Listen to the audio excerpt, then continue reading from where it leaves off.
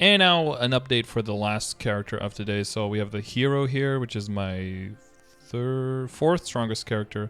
Honestly, I think at some points it might be my third strongest. I think bursting my hero is stronger now than the burst on my marksman by a little bit, but the overall damage and reliability for damage for the marksman is still quite a bit higher. But in general, the hero has caught up quite a bit. Just like the marksman, I did a 15 to 17 star forcing recently. You see for the totems I'm using 3 Dark Avengers, which might seem weird, but if you know that I have 2 Dark Grins, 3 Dark Helias, and 4 Dark Avengers, and only 3 Dark Gold Dooms, then you can understand why I'm using that. Let me just equip that right quick. I don't know why I didn't do this before I started the recording that I technically haven't started yet, but when you guys are watching this, it will have started through the magic of technology. Okay. So we're pretty much looking at event rings and reinforced Angolics. So it's like 17 star. Oh, that is actually not what we wear because... Oh no, it is because that one's superior. Yeah, so this one only has 6% strength. It's fine. This character is OP as fuck anyway, so it does sick damage. Glory Guard ring with 15%. Of course, that one's pretty nice. It's the Guardian level ring, which is not the highest one, right? No. Do I have the highest one here? I have... There it is. No, Master? No, that's not the one either. The Tenebrous ring is here. The other one is... must be on another character. Didn't care enough, I guess. It's only a little bit of stats anyway. The base stats of your drop rate doesn't matter all that much because you eventually are able to overkill by a lot anyway. This one rolled 21, so I kept it unique. And this one rolled 27 when I was trying to go for a drop, so... There you are. This one's 84 and 16, so that's about the same as the Cannoneer. These are all 17 despite the Marksman not having them, so maybe that's why this one has a little decent damage. Another Fake Solab, just like a decent flame and okay potential. Nothing too crazy. With some critical rate on the soul, which is useful. Hero has a low base critical rate. This one has a nice flame. It's a pretty good score, even though it doesn't have any strength on it. It's still decent. But yeah, most of it is also like one line of strength. You see, this one just has 12. Didn't go too crazy. The flames on my CRA I'm pretty happy with on this guy though. This one's 48 and 6. And just accessories, 9%. 9%. We'll get back to the Peplas mark in a little bit.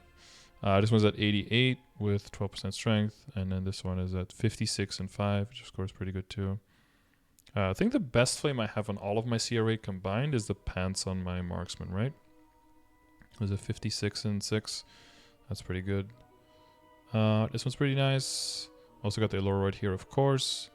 The Wondroid Heart.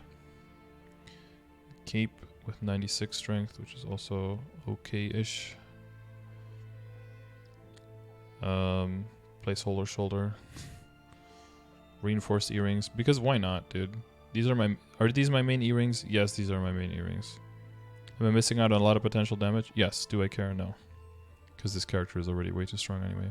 I got a shield to 20 during the last Star Force event. So that's like out of the way and done, at least Star Forcing wise. Other than that, I kept it pretty basic. Most stuff just to 17. Another Monster Parker. This guy is the 17. I just noticed that this guy has defense, and luck.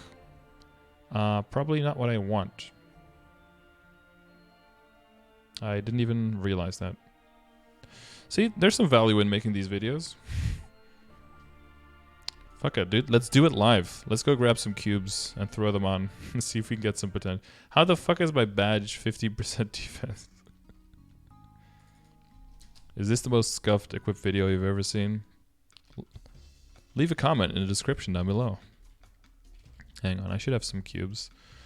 So yeah, most of this guy also is... all of the flaming is 100% just spare flames from boss runs, but most of the cubing is also just spare cubes from bosses. The only things that were cubed by themselves, so completely separately, is... let's see, is the emblem, the weapon, and the secondary. Those are the only ones. Everything else is with free cubes. Okay, so you guys are just gonna see the legend in the making. because we're just gonna get